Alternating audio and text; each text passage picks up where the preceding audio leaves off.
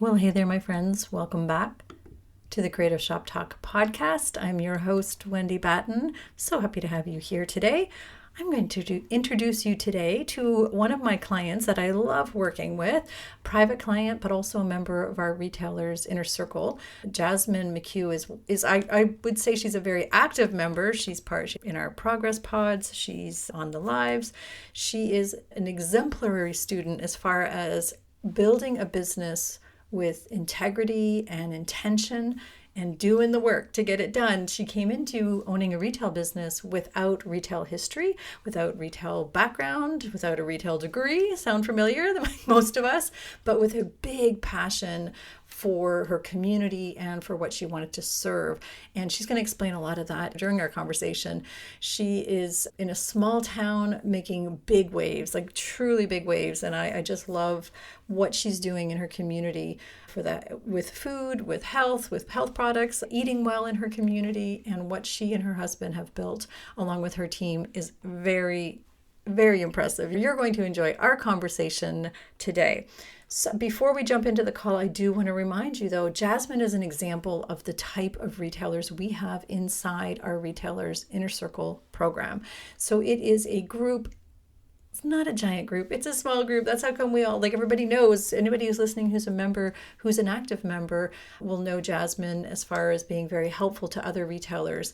We are not meant to do business alone. We are not meant to grow and create in a silo. It's not about being in our Facebook group all the time and attending every meeting. It's more about understanding when you need to do something or what your need is in your business at this time. I kind of joke, Jasmine has the Crow's Nest Pantry is the name of her business.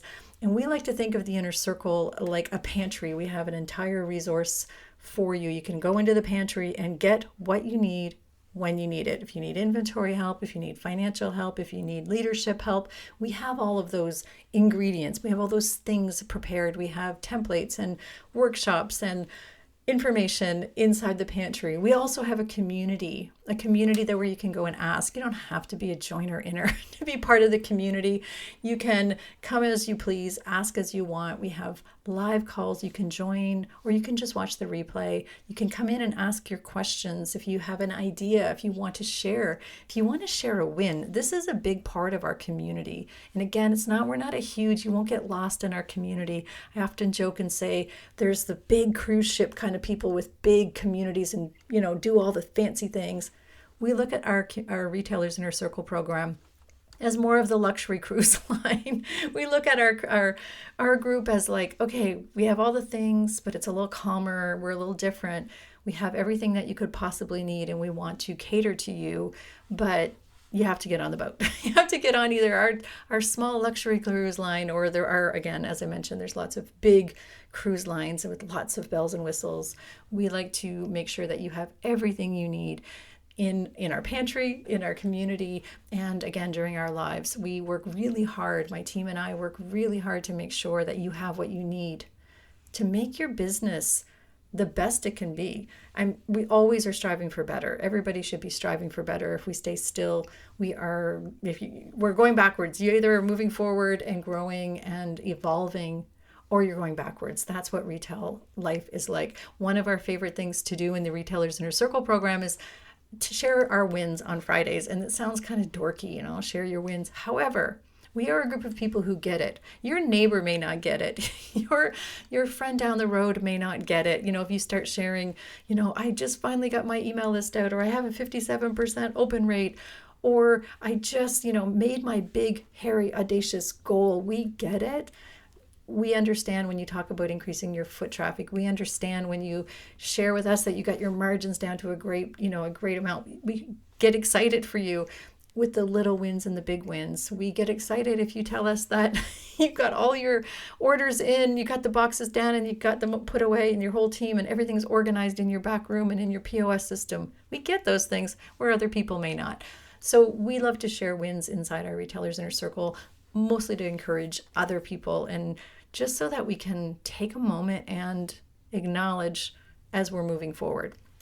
Anyhow, all of that, I want to just remind you that the Retailers Inner Circle program and all of the other programs, if that's not your program, I have private programs, I have a quarterly programs. We have a wonderful program coming up in January to help you reset and refresh and move forward into 2025. I'm calling it the slingshot workshop. We're going to slingshot you into 2025 being really prepared and ready for all the exciting things coming. So there's different ways that we work with people. Jasmine's a great example of that. I work with Jasmine inside our Retailers Inner Circle program. I also work with her as a private client, and there's lots of different opportunities for you as well. So don't stay stuck. We're always growing. Okay, I'm going to get on with the show now. I want you to meet Jasmine McCue from the Crow's Nest Pantry. She's an amazing woman doing really big things, and I think you're going to enjoy our conversation. Okay, let's get to it and meet Jasmine. Running a retail business doesn't have to be so hard. Welcome to the Creative Shop Talk podcast, the go-to podcast for creative shop owners, studio owners, and independent retailers. I'm your host, Wendy Batten, retail business coach and mentor. Each week, I'll share simple, proven business strategies, inspiring stories from fellow retailers, and advice from industry experts. Together, we're going to work to find the success you want from your retail business with more profits in your till and a little more joy in your life.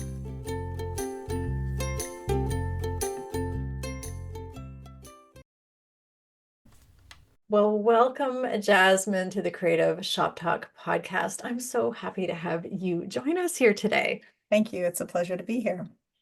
So I asked you to join us here because I feel like you have an incredible wealth of information for our listeners, for other fellow retailers doing lots of cool things. You have been in the inner circle, we've coached together, and I'm so in awe of how you have put your CEO hat on and the work you have done. So let's start at the beginning. Can you tell everybody who you are and where you're located, and tell us a little bit about your shop and then maybe your journey of how you became a shop owner? Sure. It's a bit convoluted. My name is Jasmine. First and foremost, I'm a pharmacist, clinical pharmacist. And I opened a little store called the Crow's Nest Pantry in Crow's Nest Pass, Alberta. Are a beautiful little mountain town in southwestern Alberta. There's about 6,000 people who live here. The closest city is about 150 kilometers or about 90 miles away. So we're quite rural. And when I first moved here, my town only had one grocery store. So I was feeling quite limited in what I could access to feed my family. I was looking for more organic options, more local produce, local meats. And I wanted the option of buying in bulk to reduce packaging waste because I have quite strong environmentalism values. So I sometimes joke that the pantry started because I wanted tons and tons of organic rolled oats. And that was actually my basic motivation at first. But I also wanted earth-friendly cleaning supplies, and I wanted non-toxic personal care products, and I wanted to be able to get food in my own packages. And so I had seen other stores in bigger cities where this type of service was available, and these types of products were available and available in refill so that we could minimize that packaging waste, which really aligned with my values. And I really wanted to bring that to my town. And so, like I said, I'm a pharmacist. I've never taken any business classes. I say all the time that I have absolutely no idea what I'm doing, what I was getting into. And when the idea of the pantry came about, I was doing a PhD in pharmacy. I had a full-time job, 2 young kids. My husband was also working full-time, but we really wanted to create this thing in our town and access just better food for us and better food for the people that lived here. So because we wanted to share the workload a little bit, and I'm not sure, Wendy, if you know this, but we actually started out as a nonprofit bulk buying club where we created a board of directors and we brought in all the 50-pound cases of all these various bulk dry goods. And people would come twice a month with their own containers, all on the honor system. They would weigh out what they wanted. They would just tell us what they took. It was $10 for an annual membership. And that was working really well. It was a ton of work, but it was wildly successful. And I think that was the beginning of the pantry. We called ourselves the Pantry. before long, we realized that the town really needed this. And so we bought a building and then we started having these distribution nights twice a month in that building. And once we moved into that permanent location, stuff started going missing. So whether that was because people didn't know how to use the scales properly, or they just forgot to write down what they were taking, or if it was deliberate theft, I'm not sure. But all of a sudden, we went from being this tiny group of, 30 or 40 people who would come together twice a month and refill their own containers with those environmentalism values in a nonprofit sort of way. And everybody kind of helping out and sharing the load, to a scenario where we're in new permanent location, tons of people coming and product walking out the door without being paid for. So at that point, we dissolved the nonprofit organization. We created an actual business called the Pantry. And then COVID hit and the health and safety regulations changed. And so it no longer was legal or allowed for us to just have all the bulk cases open and people scooping their own things. So we shut her down. And over the next 2.5 years, my husband renovated that building from top to bottom. He knocked down every wall. He replaced the subfloor. He re-engineered the roof. It's a brand new building. And then we got all the bulk bins, and now it's a we serve. And then we opened 7 days a week and became wildly popular. And then we expanded our offerings into fresh produce that's locally acquired. And we have pasture raised meats, and we've got local organic dairy and a lot of health food products. I have a naturopath on staff. So we are very health focused. We're very local focused. And we serve our community in this little niche that I had no idea was so needed. But here we are. So that's how we got started. So we've been working together for a long time, and I had no idea about all of that because I know we've been so forward focused. I also knew that it was a small town, and let me just like bring this up for anybody who's paying attention. 6,000 people in your town, and I see a lot of people trying to do what you're doing in bigger towns and bigger areas. I've seen it so many times, and I see it not succeed. I have not seen a lot of great success with, and I can't believe because I know how well you are succeeding. You are doing so well, and your community is so vibrant and so, I mean, it's kind of crazy. So congratulations. I think that's wonderful. So you are a full-fledged store now. Let's just like, how many We are square feet in the new building, in the building? about 1,500. 1,500 square feet. And how many staff members right now? I have 8. We have eight staff members. So, and what's your role in the business at this stage? So I mostly just support.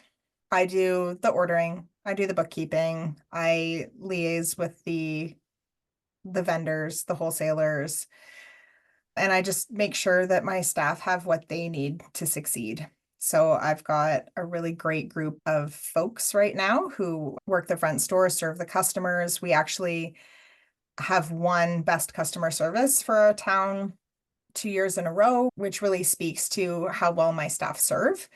And then I basically fill in the blanks, do what's needed in the background. So yeah, it's not really my face that's out front right now. So you're working full time in your pharmacy job. Let's just let everybody know, or mostly full time. Is that, Pretty much, yeah. I work 3 days a week at the hospital, and then like a dum-dum, I pick up lots of shifts because yeah, I have a hard time saying no to things. So I pick up a lot. I'd also love to share a little bit of, you have a family, so you have young children as well. I'm just like, I want Yep. every picture here because you have a family, so you're Yeah.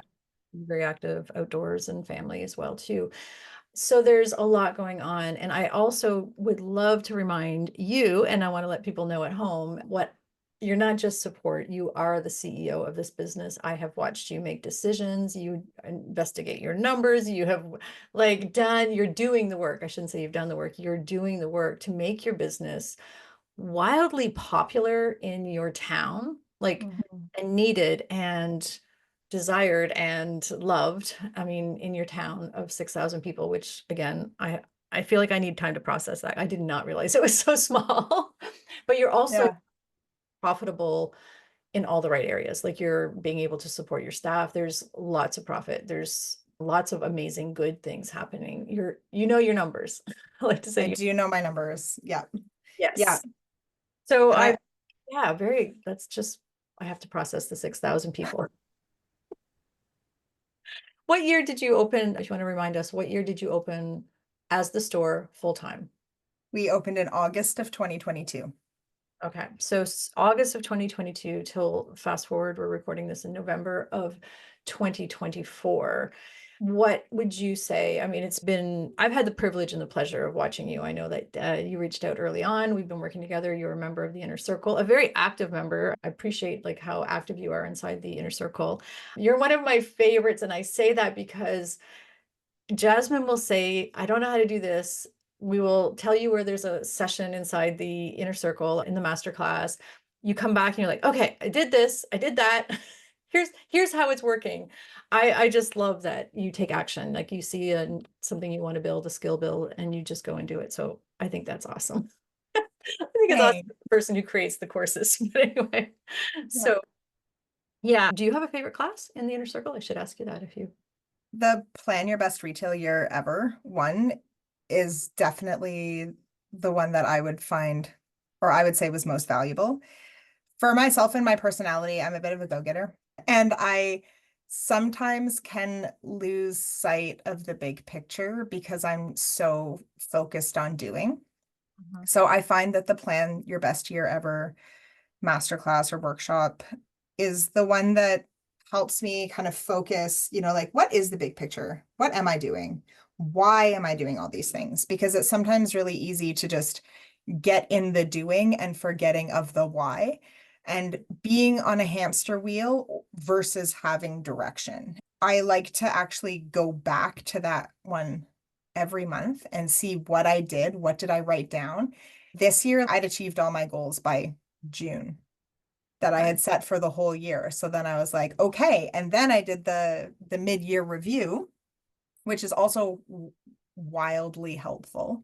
And then was able to kind of reassess, okay, why am I moving forward in this direction? Why are we growing in this direction? Am I on a hamster wheel? Do I have direction? What's the end goal? Why are we doing any of this? And so the thing that I find the most valuable about the inner circle is that there's so much information there. Mm. And I always think like in order to earn, you have to learn. And so I'm just constantly trying to learn new things. And every time we have an inner circle roundtable, I come out with a page full of action items of things that I could do, think about, explore.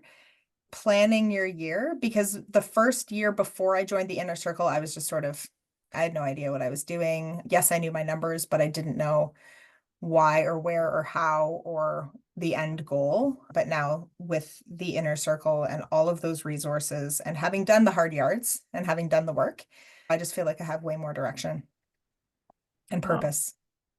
I would say that's probably, and thank you for sharing that. I would say that is probably the first one I always tell people to explore because most of us are doers. My experience is most of us are entrepreneurs. We are doers. We're just doing like we're doing, as it comes up.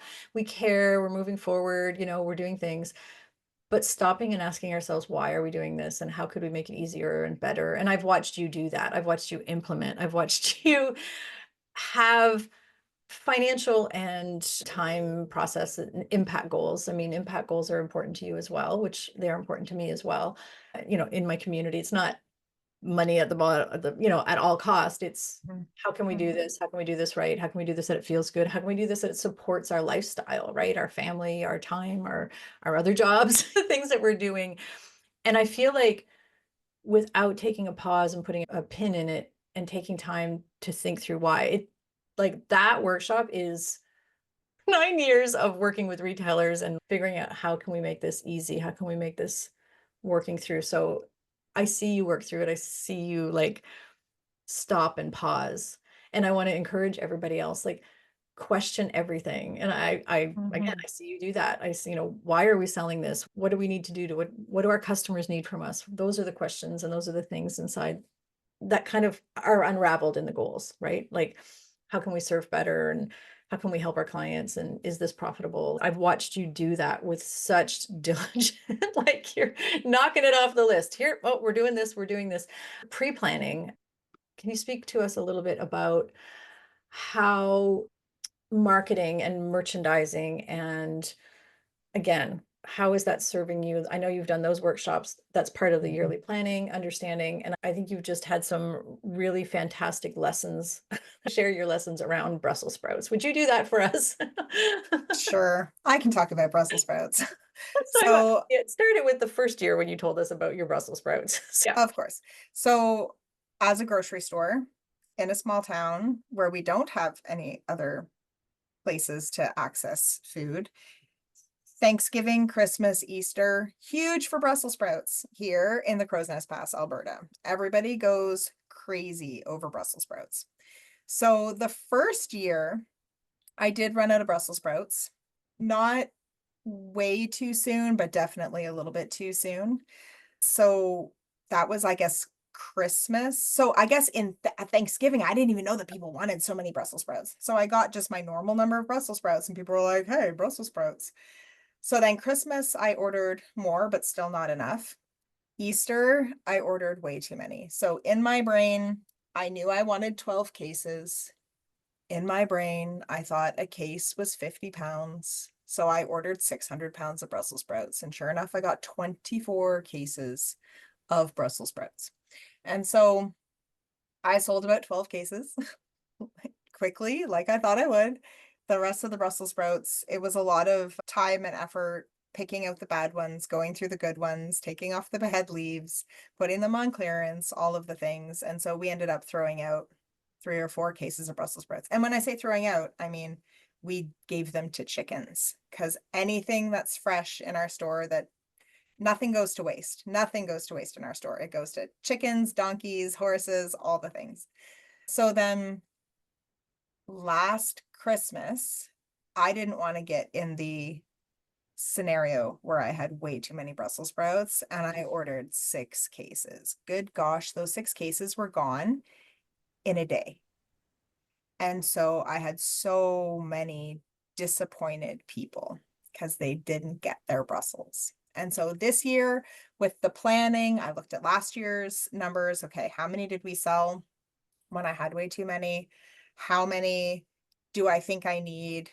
Putting in that cushiony margin and success, I had 4 pounds of Brussels sprouts left over at the end of Thanksgiving this year. So just like when you're a new retailer and you don't quite know what people want, and then you start to learn what people want, like you're going to make a lot of mistakes. I've made tons of mistakes. Some of them I have too much product, some of them I don't have enough product, but you have to be willing to make mistakes and then learn from those mistakes. And so I learned from my mistake. I got enough Brussels sprouts. Everybody was well fed for Thanksgiving, and it worked out really great. Yeah, I wanted to encourage you to share that story because it is funny. That's the life of retail, right? Too many, not enough. So then we start using our logic. You used data this year. How many did I sell last year? And heart and head. We always say heart and head, our intuition, what's happening. I laugh because one of the very first meetings when you came into the inner circle, we did a roundtable.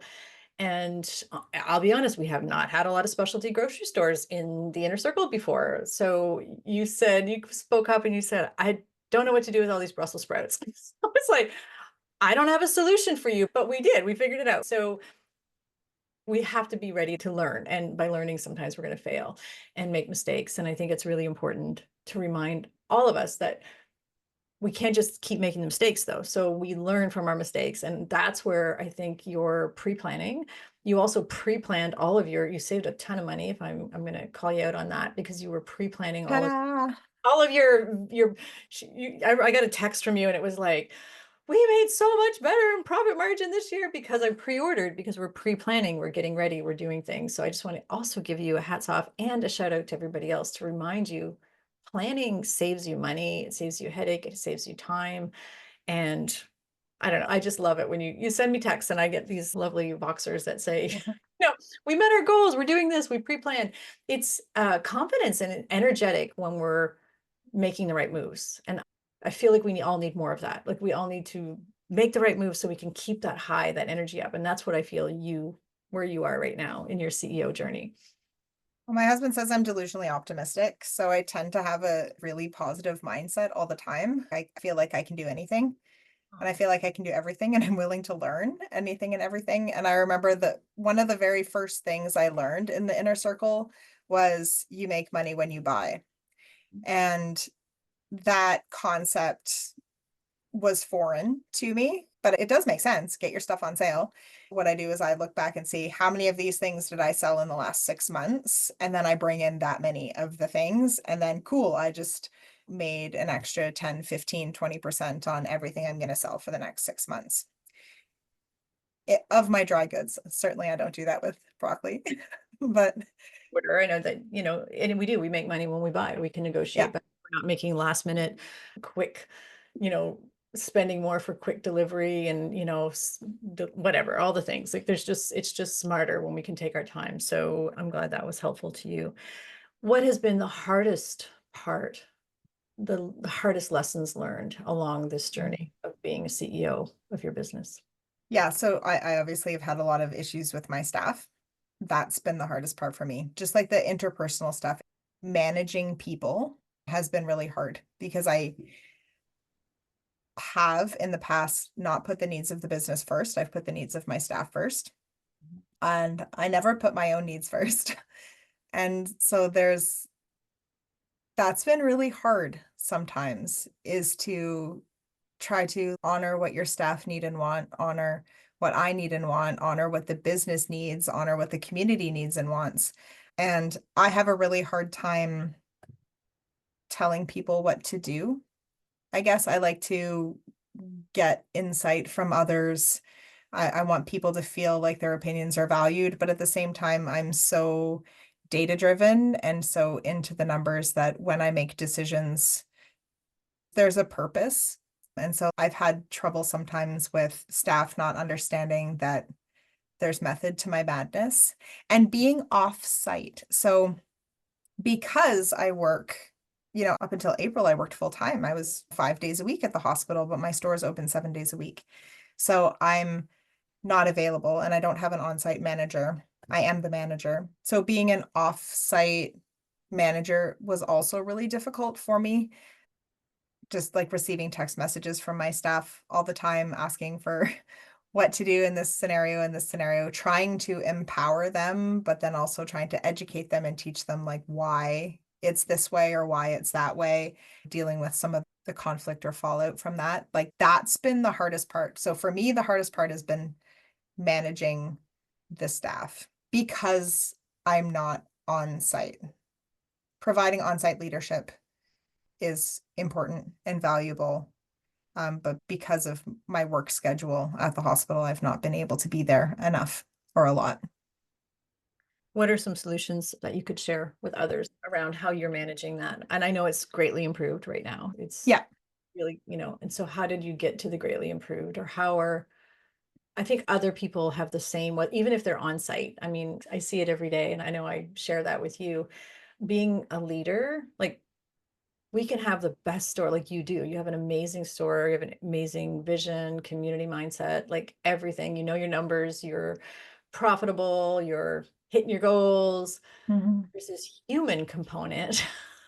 Gosh darn human component. Well, and that works. There's three, well, you're right. There's four variables. There's the brand. The brand has to, like, we have to run things through the filter of the brand. There's the customer, we have to run things through the filter of the customer. There's you, and then there's the people, right? The employees. So do you have any tips, suggestions, or advice for those who are going through this too? Because there's a lot of other people listening. Well, I can tell you what I've learned. So what I've learned is that sometimes you have to do what's important for the greater good. So the greater good, i.e., so if you have one staff that's, negative or toxic or, having trouble, you have to look at how that's impacting the rest of your staff. You have to look at how that's impacting you, right? Because I wasn't really doing great either.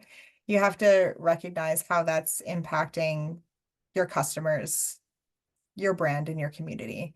And so my girl did leave, but I should have done something about it sooner. And I had Wendy in my ear saying, like, you should do something about this. And I had my Progress Pod girls saying, like, hey, you should do something about this. And I was just like, I don't know, she's in a really hard place in her life, and I'm hoping that she kind of works it out. And so I was just being definitely way too much of a pushover and putting what I thought the needs and wants of a single person was over everybody else. And that turned out to be a giant mistake. Sometimes you just have to do the hard thing. Sometimes the hard thing doesn't feel good, but in the long run, the hard thing was the right thing.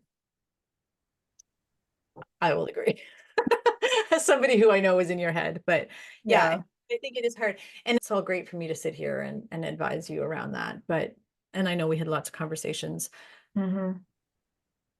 One thing, and I think I've shared this with you before, and I think sometimes we have to learn from this conversation, like from this, is that sometimes freedom lies on the other side of hard conversations.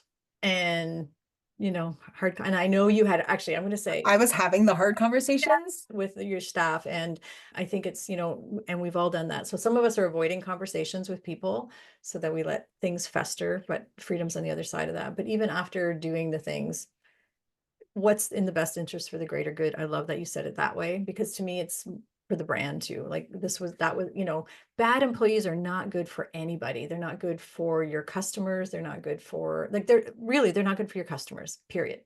Like, the negative energy is not good for your customers if our customers are not happy, or, and again, you're that all ripple down to you. So dealing with people, that's our biggest, that's our being that leader in that role, I would say, is probably the biggest conversations I have with people. Money, Mm-hmm. people. Those are the two conversations I think that are really hard. And hats off to you for navigating those challenges, because they can also, on the other side of it, we look back and, like, I heard you mention your progress pod, which is something we offer inside our inner circles. So there's small group progress pods where you meet with other inner circle members.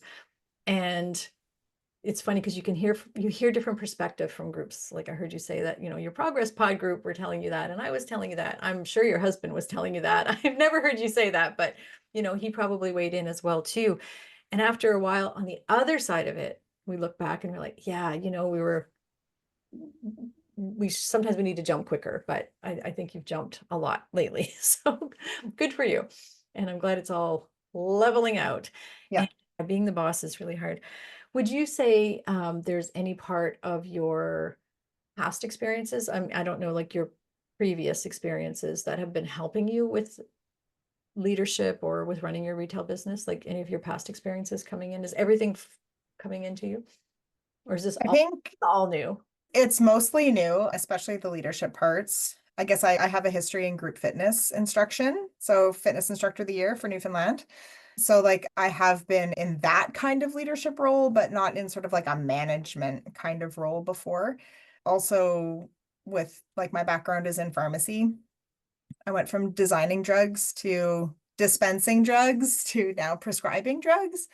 So, I'm accustomed to really paying attention to the details, so my brain likes to be busy. My brain likes to focus on the details, to find the inconsistencies, to figure out, what is impacting what else, what is the root cause of X, Y, or Z. So I find that I'm really into my data in the business, and I really enjoy that part. Like, that's probably my favorite part, is just getting the data at the end of the day and diving into it and seeing, like, okay, the temperature went down 4 degrees. And so our sales of soups went up and our sales of salads went down, like those kinds of things. Paying attention to the seasonality of things and how the weather impacts people's eating habits and buying habits, and seeing if I can anticipate what people are going to want from week to week and how I can serve the people of our community better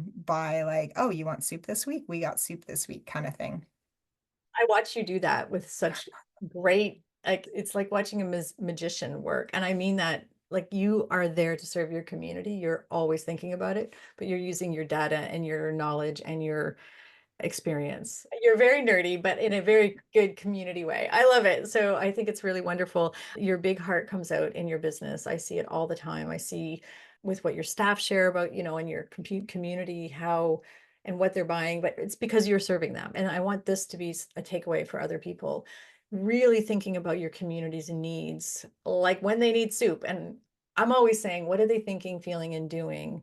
And I say that a lot, and I know that's in a lot of my clients' heads, but that's what I'm talking about. Like, what are they thinking, feeling, and doing right now this week? Like are they putting their Christmas tree up? Is it cold? Are they getting ready? Are the kids going to school? Like, I don't know, like what is happening in their world and how can we help them? And I see you do that, like by buying enough Brussels sprouts and like by making sure there's soup this week and Right. talking about it. So can you give us a really quick, I want to honor our time. I know we could talk forever. I have so many things I could get you to share. I know you have so many great things to share.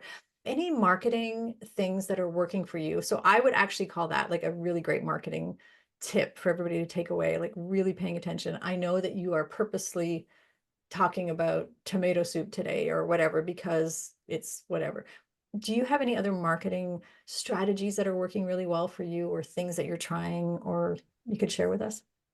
The one that I thought about was we're a bit of a destination town. People love coming here because we've got the beautiful mountains. People like to mountain bike, ski, hike, trail run through our area here. So we get a lot of tourism and a lot of ecotourism. The types of people who tend to love and enjoy the outdoors also tend to care about what they fuel their body with, how they eat. And a lot are also quite environmentally minded too, coming from larger centers.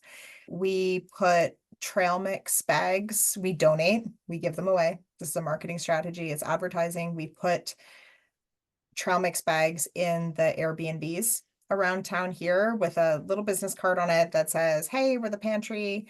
We have pre-made meals, homemade, like things to go, organic, gluten-free, all like supplements, all the things. And so there, it says on the little card basically what we are, who we are, what we are, our location, our hours. Come see us in store when you're here in our town. We will nourish you. We will feed you. We will help to fuel those adventures that you're here to experience.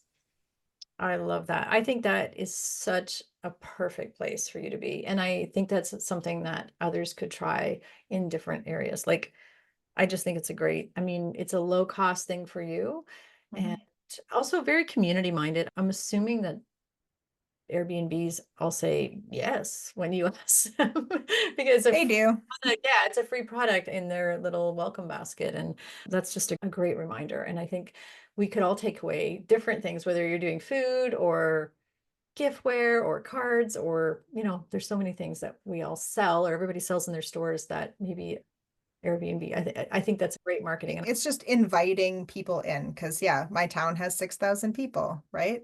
So we need to invite the people who are here for tourism purposes or who are just passing through. So we need to find a way to catch them and hook them in and bring them in so that they can enjoy us and then tell all their friends when they get back to their city. I love that. Thank you for sharing that. Yep. I want to make sure I honor your time because I know you are a very busy woman in demand in all of your jobs. Two quick questions. One, what would you tell anybody who's listening and considering joining us inside the Retailers Inner Circle? There's just so much to learn. And like I said, every time I come out of an inner circle round table, I just have a whole page worth of action items, things that I can do, things that I'd never thought of before. There's just so many people in the inner circle that come from so many different backgrounds who have so much experience to share. And everybody's so willing to share and be helpful and say, hey, this thing worked really great for me. Maybe it could work for you. Or if you come to the people in the inner circle and say, hey, I'm having this problem or this issue, how do you think I should solve it? Everybody's always really willing to jump in. So it's been invaluable for me. I know that I'm way more sane because I'm in the inner circle with that goal setting and knowing that I'm not on a hamster wheel, that I have direction. And then also the how. It's great. It's great. Do it. Do it. Thank you. That's Join really us. That's a great one. I've never, yeah, I appreciate that. I will agree. And the roundtables for anybody who's listening, those are our once a month open coaching calls. So you can bring whatever you want. Those of you who listen to the podcast on a regular basis, no, I will answer anything in the roundtable. So it's open coaching really is what that is all about. And we sometimes have a topic or something that, is topical. What are people thinking, feeling, and doing? What are our retailers working on? And we try to have a topic as well too. So thank you for sharing that. So what's next for you and your business? Ah. Anything exciting? What are you most excited about coming up in the next year for the business? I think I need to just refine. I think I need to stop expanding and I need to refine. I need to optimize what's currently going on. So, in the last few months, I've been thinking of all the ways that I could snowball it bigger and bigger and bigger, how I could get a truck, hire a driver, get my stuff cheaper, increase my margins that way. But I think I need to just take a breath, take a step back, and just kind of lean into what I'm currently doing so that I don't get overwhelmed with everything else that's going on. Yeah, ease is hard, right? I know that sounds funny, but it feels like it's supposed to be hard. And then when it starts to ease up a little bit, because we figured out our systems, and I've watched this with you, and I've watched this with lots of my clients, it's like, well, we have our marketing wheel in order, and we have our ordering in order, or we have our staff, our team in order. It's like, what this is supposed to be hard. It's supposed to be. So refining is actually, and I know you don't know this, I've not told anybody this, but like 2025 is, I'm full on making sure that most of my clients are focusing on refining. So I find it funny that you're saying this, because Mhm. being efficient and refining the details, and we can always be a little bit better at training and a little bit better in our branding and our, like, where do we need to refine? So it can be easy. It's supposed to be easy. So it can be profitable. You're already profitable. You're doing the things to make it profitable. We're not taking our eye off that, mind you. Like, we're still paying attention, but we're refining our systems. We're refining, and it gets to be lighter and easier and good. It gets to be good, and it doesn't have to be hard. And I Easy. think that's what's next for us because the opportunities are Mhm. endless. There's so much opportunity. And I think if we were to chase every opportunity, if we tried to implement every opportunity, we would go nuts. And then you sort of lose sight of your core as well when you just try to chase everything. So I think, yeah, 2025 is going to be about like stepping back, taking a breath, refining, optimizing. And I think when you do that, if I can be honest, I'm not saying we can't, I don't want to say chase, but we can chase different things. We can chase exciting things if we've taken the time to refine the things already. Like, this is all working, everything's really good. Hey, I have bandwidth now. I have Right. bandwidth to do this, and that lights me up, that new thing, whatever this new thing is. And we put it through a filter of, hey, that lights me up. It makes sense. It's an opportunity. And I'm not chasing it. It's an opportunity that came. So we're refining to make things easier so that we can do the cool things, like, or whatever that looks like. And I have clients who the cool thing is taking 2-month long vacations. I have clients who the cool thing is doing something or another business, or using this business to build another business, or to, do anyway. Just the opportunities are there when you have all the gears moving. And I think you're doing a fabulous job. I want to thank you for how busy your days are, and I really appreciate it. Where would you like us to send people so they can check you out? Where's the best place? Where are you hanging out? We are on Facebook at Crow's Nest Pantry. We're on Instagram, Crow's Nest Pantry, and our website is crowsnestpantry.com. We'll have all of those links in the show notes. Thank you, Jen, Ta-da. for being Thank here. you. Thanks. Thanks for being here. Thanks so much. Well, that's it for this week's episode of the Creative Shop Talk podcast. I'm so glad that you were here to join us this week, and I hope you found value in what we're sharing here. I want to remind you that our website has all of the show notes. You can find it at wendybatten.com/podcast. Everything that you need to hear about today's podcast is there. Also an opportunity if you need to reach out to me. If I can support you in any way whatsoever, please feel free to reach out.